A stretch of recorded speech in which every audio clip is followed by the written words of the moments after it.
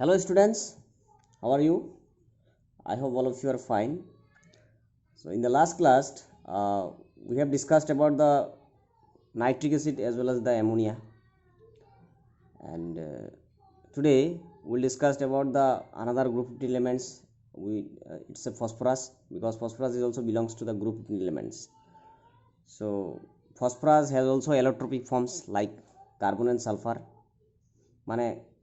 ফসফরাসেরও বহুরূপক থাকে, কার্বন আর সালফার যেনে কাৰ্বনৰ বহুৰূপক কি কাৰ্বনৰ বহুৰূপক হল হীৰা আৰু গ্ৰেফাইট। সিমিলাৰলি আমাৰ ফসফৰাসৰ বহুৰূপক আছে, এইবোৰ হৈছে white phosphorus, red phosphorus and black phosphorus. So এই হোৱাইট ফসফৰাস, ৰেড ফসফৰাস আৰু ব্লেক ফসফৰাসৰ বিষয়ে আমি ডিটেইল ষ্টাডি কৰিম। So first now what are white phosphorus? So white phosphorus is a transparent waxy solid. এটা স্বচ্ছ পদার্থ and it is a very poisonous solid. It বিষাক্ত হয় and it is generally insoluble in water but soluble in carbon disulfide. পানিত দ্রবণীয় নহয় কিন্তু carbon disulphide organic পদার্থটোত এটো soluble হয়। সো হোয়াইট ফসফরাস আৰু এটা ভাল গুণ কি আছে, ইট গ্লোজ ইন ডাৰ্ক, মানে এন্ধাৰত চিকমিকাই থাকে আৰু এই ফেনোমেননটোক ফসফৰেসেন্স বুলি কোৱা হয়, ফসফৰেসেন্স। সো জেনাৰেলি হোয়াইট ফসফৰাস যেতিয়া ময়শ্চাৰত বা জলীয় বাষ্পত ৰখা হয় এয়াৰত, তেতিয়া কি ৰিয়েক্ট কৰে, তো জেনাৰেলি ফসফৰাস পেন্টক্সাইড প্ৰডিউচ কৰে আৰু ই ফ্লেম কেতিয়াবা জুই ফায়াৰো কেচ কৰে। সেইকাৰণে হোৱাইট ফসফৰাসক পানীৰ তলত ৰখা হয়, so that white phosphorus is kept under water. So it is very reactive. Phosphorus to white phosphorus very reactive because due to this reactive nature it is very less stable. And আৰু এইটো reactive হোৱাৰ কাৰণ কি, ইয়াৰ shape, ইয়াৰ যেটো structure, white ফসফৰাসৰ যেটো structure আছে এইটো টেট্ৰাহেড্ৰাল shape আছে, ইয়াতে চোৱা টেট্ৰাহেড্ৰাল শেপ। আৰু এটা ফসফৰাস আনটো ফসফৰাসৰ এনেকৈ তিনিটা ফসফৰাস যদি 60 ডিগ্ৰী এংগলত আছে, আৰু এই যে 60 ডিগ্ৰী এংগল হোৱাৰ কাৰণে ই স্ট্ৰেন স্ট্ৰাকচাৰ হয়, আৰু এই due to this strain structure and white phosphorus is very reactive.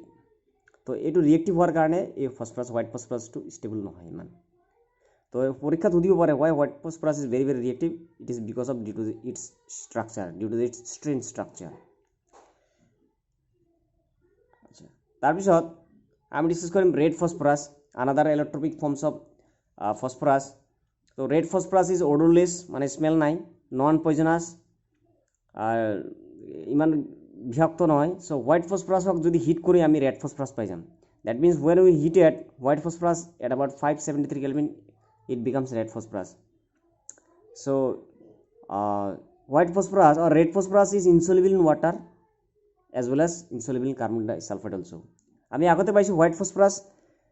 পানিত দ্রবণীয় নহয় কিন্তু কার্বন ডাইসালফাইডত দ্রবণীয়, কিন্তু রেড ফসফরাস কত দ্রবণীয় নহয়, পানিতে দ্রবণীয় নহয়, কার্বন ডাইসালফাইডে দ্রবণীয় নহয়। So it does not show the phosphorescence phenomenon, that means it does not glow in the dark. And white phosphorus is very reactive but red phosphorus is less reactive, that means it is stable, quite stable than white phosphorus. So আৰু এটো less reactive হোৱাৰ কাৰণ কি, red phosphorus less reactive কাৰণ হোৱাৰ ইয়াৰ শেপটো হৈছে পলিমাৰিক chain, আৰু প্ৰত্যেকটো ফসফৰাস আনটো ফসফৰাসৰ সৈতে কোভ্যালেন্টলি লিংকড আছে, এটো পলিমাৰিক স্ট্ৰাকচাৰ হয়। ইয়াতে দিয়া আছে ৰেড ফসফৰাসৰ টেট্রাহেড্রাল স্ট্রাকচার, কিন্তু ইয়াতে পলিমারিক স্ট্রাকচার আছে, polymeric chains of P4 tetrahedral link together, tetrahedrally কিন্তু এটা ফসফরাস আনটো ফসফৰাসৰ লগত পলিমাৰিকভাৱে লিংকড হৈ আছে। সো সেইকাৰণে ৰেড ফসফৰাসটো হোৱাইট ফসফৰাসকৈ লেছ ৰিয়েক্টিভ। তো আৰু এটা ফসফৰাস আছে ব্লেক ফসফৰাস। তো ব্লেক ফসফৰাসৰ দুটা ফৰ্মছ আছে, এটা হৈছে আলফা ব্লেক, আনটো হৈছে বিটা ব্লেক। তো যেতিয়া ৰেড ফসফৰাসক 803 কেলভিনত হিট কৰিম তেতিয়া আমি আলফা ব্লেক ফসফৰাস পাই যাম, আৰু হোৱাইট ফসফৰাসক এইটো 4373 দি আছে, ইয়াতে 473 kelvin. White phosphorus 473 kelvin heat কৰিলে আমি বিটা ব্লেক ফসফরাস পাই যাম। So these are the two forms, that means alpha and beta forms of black phosphorus, দুটা ফর্ম থাকে। সো এইটো তোমার ফসফরেসেন্স ফেনোমেনন নেদেখায়, does not glow in dark, beta black phosphorus does not burn in air, that means it is very less reactive like red phosphorus. Only white phosphorus is very reactive, so less reactive, আৰু এইটো হৈছে layer structure. তো ইয়াতে এটা question খুদে যে why is white phosphorus is more reactive than red phosphorus, আৰু ইয়াৰ এনসারটো হৈছে white phosphorus exists as P4 molecule having tetrahedral structure It is a strange structure having body angle of 60 degree. Because of strange structure, white phosphorus is more reactive. On the other hand, red phosphorus has polymeric stable structure. এইকাৰণে কৈছো white phosphorus react হোৱাৰ কাৰণ কি ইয়াৰ structure টো ইয়াৰ tetrahedral structure কি হৈছে এটা strange structure আৰু body angle 60 degree যাৰ কাৰণে এটো বেছি reactive হয় আচ্ছা তাৰ পিছত আমি ডিসকাস কৰিম ফসফৰাসৰ এটা কম্পাউন্ড ইয়াতে N হৈ গলে NH3 মানে অ্যামোনিয়া আৰু P হৈ গলে PH3 মানে phosphine so it is an hydrate of phosphorus phosphine is an hydrate of phosphorus so now how phosphine is prepared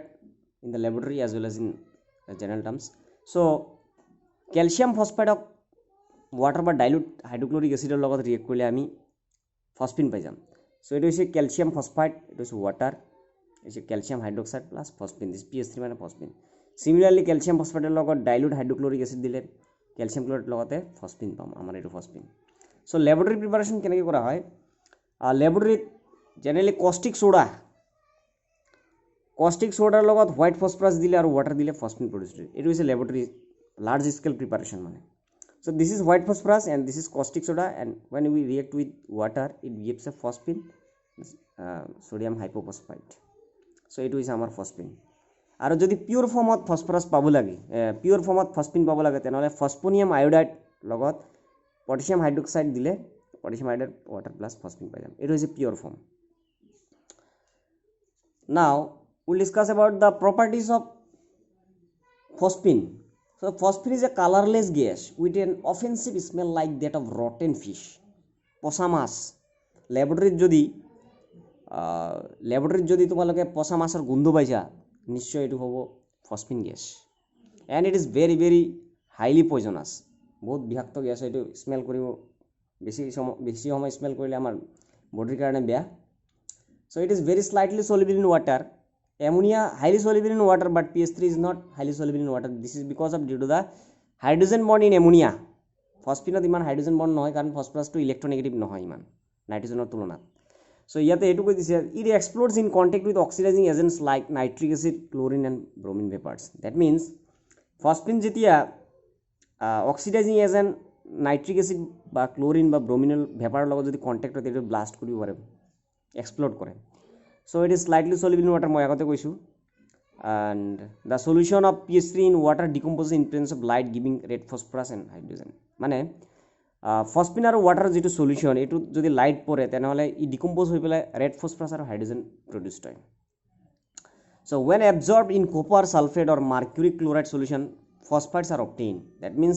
copper sulfate লগত যদি ফসফিন দিয়া হয় তেনহলে copper phosphate plus sulfuric acid produced হয় similarly mercury chloride লগত যদি phosphine দিয়া হয় mercury phosphate plus hydrochloric acid দিয়া হয় produced হয় so phosphine is weakly basic and like ammonia gives phosphonium compounds with acids যেনেকৈ আমাৰ ammonia এটা বেসিক নেচাৰ হয় ammonia more basic কাৰণ ইয়াৰ ইলেক্ট্ৰন ডেন্সিটি বেছি নাইট্ৰোজেনৰ ওপৰত আৰু নাইট্ৰোজেনটো স্মল ইন সাইজ হয় হুনকালে মানে লন পেয়াৰ ইলেক্ট্ৰনখিনি ডোনেট কৰিব পাৰে এইকাৰণে এমোনিয়াটো বেছি বেসিক হয় ফসফিনৰ তুলনাত মই আগতে কৈছো যে ডাউন দ্য গ্ৰুপ বেসিসিটি ডিক্ৰিজেস মানে হাইড্ৰেট বিলাকৰ গ্ৰুপ 15 এলিমেন্টছৰ তো ইয়াতে ফসফিন নাইট্ৰোজেন এমোনিয়াৰ তুলনাত উইকলি বেসিক আৰু ই কি কৰে এসিড বিলাকৰ লগত ৰিয়েক্ট কৰি সল্ট প্ৰডিউস কৰে যেনে এমোনিয়া কি কৰে এমোনিয়া যদি হাইড্ৰোক্লোৰিক এসিডৰ লগত দিয়ে ammonium chloride is a salt similarly এই ফসফিনে ইয়াত যদি হাইড্ৰোক্লোৰিক এসিড দিয়া তেনহলে PH4Cl ফসফোনিয়াম ক্লোৰাইড সিমিলাৰলি PH3 ফসফিনে যদি হাইড্ৰোব্ৰোমিক এসিডৰ লগত দিয়া হয় ফসফোনিয়াম ব্ৰোমাইড প্ৰডিউস কৰে এইখিনি হৈছে তাৰ প্ৰপাৰ্টিজ আচ্ছা নেক্সট ডিসকাস কৰিম আমি property uses of phosphine so phosphine is used to create smoke screens as it produces vapors of phosphorus pentoxide when it burns in air মানে স্মোক ধোঁয়া জাতীয় এবিধ স্ক্রিন প্রডিউস করার কারণে ফসফিন ইউজ করা হয় it was use to produce distress signals at deep sea সাগরের গভীরতাত এক ধরনের সিগন্যাল প্রডিউস করার কারণে ফসফিন ইউজ করা হয় when phosphine is passed through a solution of silver nitrate metallic silver is precipitate তো ফসফিনক মেটাল ডিটেকশনতো ইউজ করা হয় মানে যেতিয়া ফসফিনৰ লগত আমি সিলভাৰ নাইট্ৰেট দিওঁ তেনেহ'লে মেটালিক সিলভাৰ প্ৰেচিপিটেট মাৰে তো এইটো এটা ভাল uses of phosphine so now আৰু এটা কোৱেশ্চন আছে why is bond angle of pH3 is smaller than that of ammonia মানে ফসফিনৰ বন্ড এংগেল এমোনিয়াতকৈ কম কিয় দৌ both are pyramidal in shape phosphine আৰু এমোনিয়া মানে pH3 আৰু NH3 দুটাৰ পিৰামিডাল শেপ একই কিন্তু ফসফিনৰ বন্ড এংগেল এমোনিয়াতকৈ কম কিয় ইয়াৰ কাৰণটো হৈছে যে আমি জানো দুটাই পিৰামিডাল শেপ হয় কিন্তু ফসফিনৰ ফসফৰাছ আছে সেন্ট্ৰাল এটম আৰু এমোনিয়াত সেন্ট্ৰাল এটম আছে nitrogen so nitrogen is very much electronegative in comparison to the phosphorus because of that there is a bond pair lone pair or bond pair repulsion in ammonia molecule আৰু repulsion বেছি হলে কি হয় bond angle টো বাঢ়ি যায় কিন্তু ফসফিনত ফসফরাছত ইলেক্ট্রোনেগেটিভ ইমান নহয় যাৰ কাৰণে বন্ড পেয়াৰ ৰিপালশনটো অলপ কম হয় সেইকাৰণে ফসফিনৰ বন্ড এংগেল এমোনিয়াতকৈ কম আৰু এমোনিয়াৰ বন্ড এংগেল কিমান আছে 107 ডিগ্ৰী সেইকাৰণে এমোনিয়াৰ বন্ড এংগেলটো বেছি আচ্ছা নেক্সট ডিসকাস কৰিম আমি ফসফৰাস হেলাইডস কেনেকৈ প্ৰিপাৰেচন কৰা হয় হেলোজেনৰ লগত কিবা এটা আমাৰ মেটেল নন মেটেল দিলে হেলাইডস প্ৰডিউস কৰি দিব তো two types of halides there are px3 that means trihalides and another is px5 that is pentahalides তো ইয়াতে এক্সৰ জায়গা যেনে আমাৰ হেলোজেনবোৰ ফ্লোৰিন ক্লোৰিন ব্ৰোমিন আয়ৰন কিবা এটা দিলে হ'ল তো এটা হৈছে trihalide and this is a pentahalide so pentahalide আৰু ট্ৰাইহেলাইড এই দুটাৰ ভিতৰত হেলাইডস কমন টাৰ্মস হৈছে ফসফৰাস ট্ৰাইক্লোৰাইড PCl3 টো হৈছে মানে ট্ৰাইহেলাইডসৰ এটা common compound phosphorus trichloride PCl3 এইটো হৈছে phosphorus trichloride now what is phosphorus trichloride and how it is prepared and what is the properties we will discuss it now so প্রথমে প্রিপারেশন আছে the reaction of white phosphorus with excess of dichlorine এতে excess word to অলপ দিলে হল কিন্তু phosphorus pentachlorideত excess দিয়া হয় তো that means white phosphorusৰ লগত ক্লোরিন দিলে phosphorus trichloride কিন্তু phosphorus pentachlorideত কি হয় সেম কেজে প্রিপারেশন সেম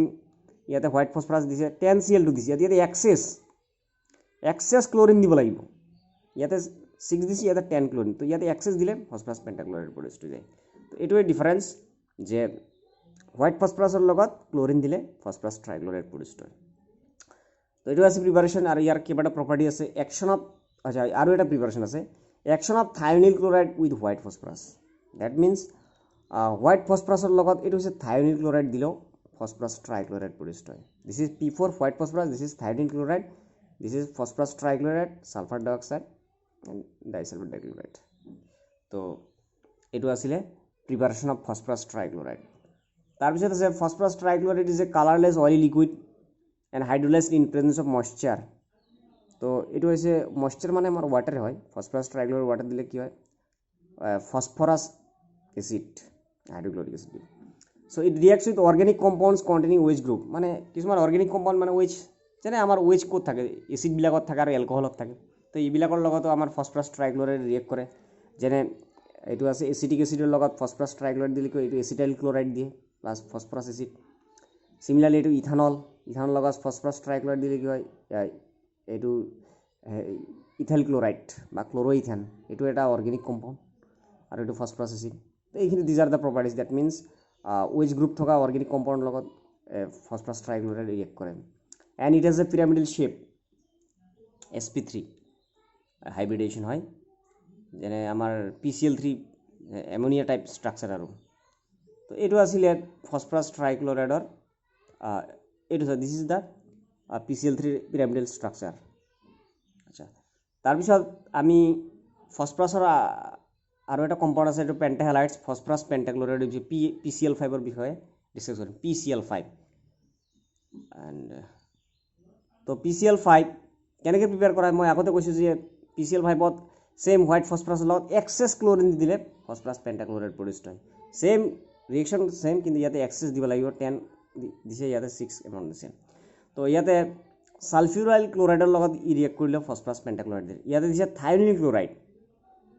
ফসফৰাস ট্ৰাইক্লোৰাইড প্ৰিপাৰেচন আৰু এটা আছে হোয়াইট ফসফৰাসৰ লগত থায়োনিল ক্লোৰাইড দিলে হ'ল কিন্তু ইয়াতে হোয়াইট ফসফৰাসৰ লগত সালফিউরাইল ক্লোরাইড দিলে phosphorus pentachloride produced along with sulfur dioxide. So now what are the properties of phosphorus pentachloride? It is a yellowish and white powder So hydrolysis in presence of moisture, similar condition here. Phosphorus pentachloride water লগাই দিলে phosphorus oxychloride plus hydrochloric acid. তো এখন ইয়াৰ phosphoric acid দিয়ে মানে water লগত মানে moisture লগত hydrolysis করলে কি হয়? So reacts with organic compounds, phosphorus trichloride নিচিনা মানে যিবোৰ organic compound ওইছে যে আমাৰ এসিড বিলাক আছে বা অ্যালকোহল আছে এইবিলাকৰ লগত ৰিয়েক্ট কৰে যেনে ইথানলৰ লগত phosphorus pentachloride ৰিয়েক্ট কৰিলে সেম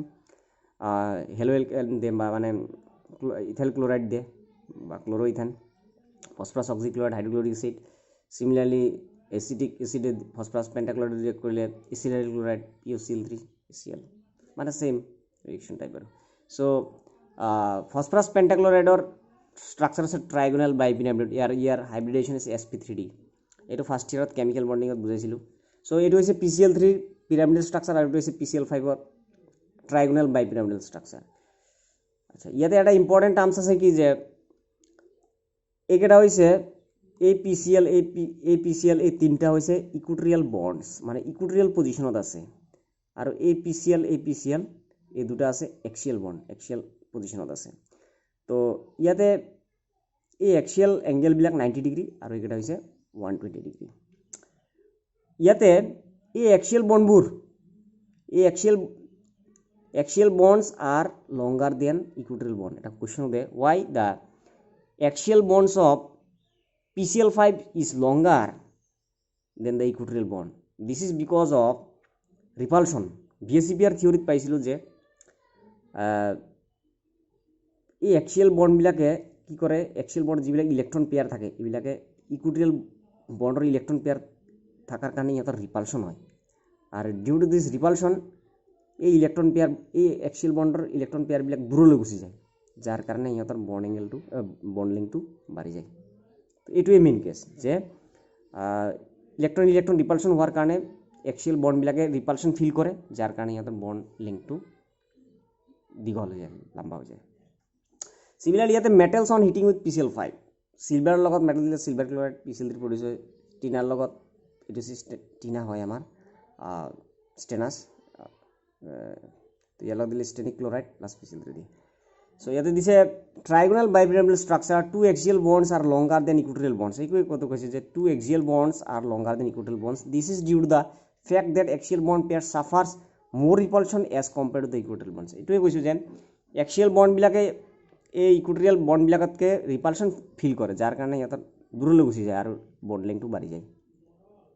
ইয়াতে 240 দিছে ইহঁতৰ বন্ড লেংথ 240 পিকোমিটাৰ আৰু এক্সিয়াল বন্ড বিলাক 202 কোড ডিফাৰেন্স বেছি চোৱা 38 পিকোমিটাৰ ডিফাৰেন্স তো এইখিনি আছিল ফসফৰাস ট্ৰাইক্লোৰাইড এন্ড ফসফৰাস পেন্টাক্লোৰাইড তো নেক্সট ডিসকাস কৰিম আমি অক্সো এসিডস অফ ফসফৰাস অক্সিজেনৰ যেনেকৈ অক্সো এসিড বিলাক কি থাকে সালফিউৰিক এসিড সালফিউৰাস এসিড সিমিলাৰলি ফসফৰাসৰ অক্সো এসিডবোৰ হৈছে ফসফৰিক এসিড হাইপোফসফৰিক এসিড অৰ্থোফসফৰিক এসিড এইবোৰ তো oxo acids of phosphorus. So phosphorus forms a number of oxo acids where phosphorus shows a variety of oxidation states. So phosphorus যিমানখিনি oxo acid আছে এইবিলাকৰ difference কেনে কৰিবা ইহঁতৰ difference কৰিম ইহঁতৰ ডিফাৰেন্ট অক্সিডেশন স্টেট আৰু বেসিসিটি ডিফাৰেন্সটো কেনেকৈ উলিয়াম ইহঁতৰ OH লিংকেজৰ ওপৰত যেটো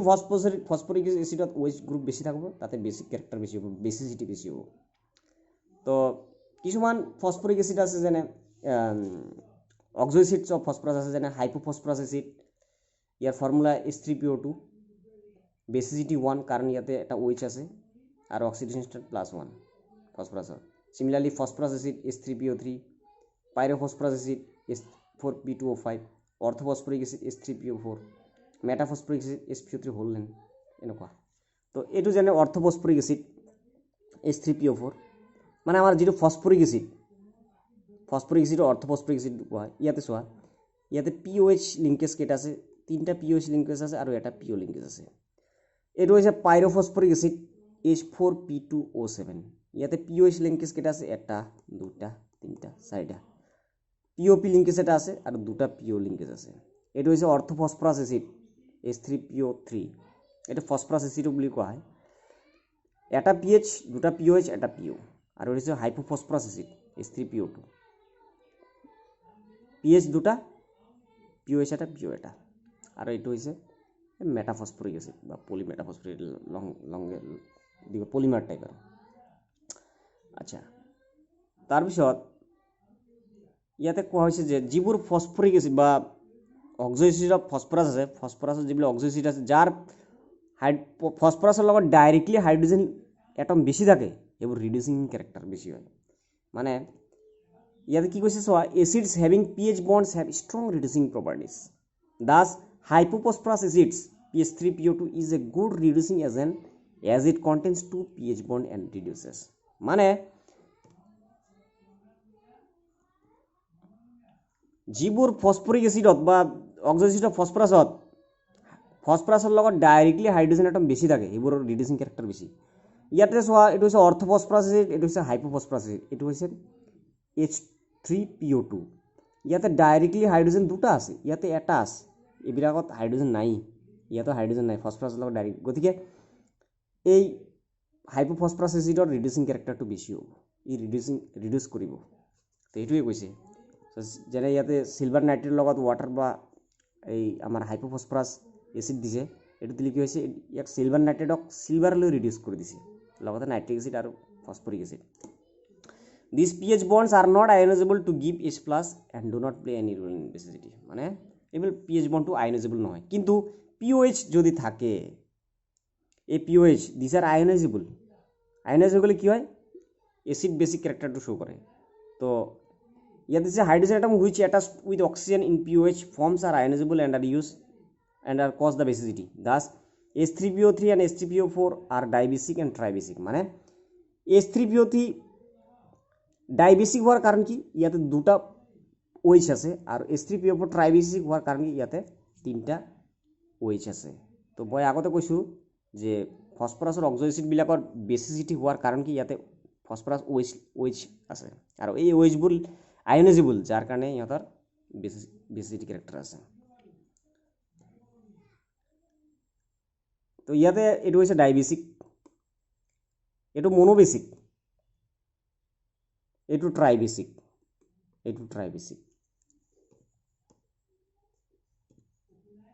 তো এইখিনি আছিল ফসফরাস ইয়াতে গ্ৰুপ 15 এলিমেন্টস শেষ হয় আচ্ছা ইয়াতে কোশ্চেন আছে between H3PO3 and H3PO4 which will act reducing agent 1 why কোনটো H3PO3 আৰু H3PO4 কোনটো ভাল ৰিডিউসিং এজেন্ট দেখাব H3PO3 acts as a reducing agent কাৰণ ইয়াতে হাইড্ৰোজেন এটম ডাইৰেক্টলি ফসফৰাস এটমৰ লগত লিংকড আছে কিন্তু H3PO4 বা ফসফৰিক এসিডত হাইড্ৰোজেন এটম নাই ডাইৰেক্টলি ফসফৰাসৰ লগত লিংক থকা হাইড্ৰোজেন এটম নাই সেইকাৰণে H3PO4 cannot act as a reducing agent তো ইয়াতে গ্ৰুপ 15 এলিমেন্টস শেষ হৈছে নেক্সট ক্লাছত আমি গ্ৰুপ 16 এলিমেন্টস ডিসকাস কৰিম যদি বুজা নাই পাৰ্সোনালি কমেন্ট কৰিবা আৰু তোমালোকৰ ভিউজ বহুত কম হৈ আছে তোমালোকে বুজি পোৱা নাই নে কি মানে ফিডব্যাকটো দিয়া নাই এটো বহুত বেয়া আমি ইমান কষ্টকৈ ভিডিওবিলাক বনাই আছো আমি কলেজত যাব নোৱাৰো কাৰণ জানাই তোমালোকে পেন্ডেমিক কৰোনা ভাইৰাছৰ কাৰণে সিচুৱেশন কিন্তু তোমালোকে ভিডিওবিলাক দুই এজনৰ বাহিৰে মানে কেইবাজনে 14-15টা ভিউজ আছে এটো কি ধৰণৰ কথা 35 ষ্টুডেন্ট আছে ভিউজ ইমান কম যদি বুজা নাই খুদা পার্সোনালি কমেন্ট কৰা ইমান কষ্টকৈ ভিডিও বনাই আছো ভিডিওবিলাক চোৱা নাই খুদা নাই কোৱেশ্চন কৰা নাই এটো কি ধৰণৰ কথা ফিডব্যাকে দিয়া নাই মই আগতেও ৰিকুৱেষ্ট কৰিছিলো গতিকে ফিডব্যাক দিবা যদি বুজা নাই খুদিবা আশা কৰিছো তোমালোকে ফিডব্যাক দিবা বা বুজা নাই হেবোৰ খুদিবা থ্যাংক ইউ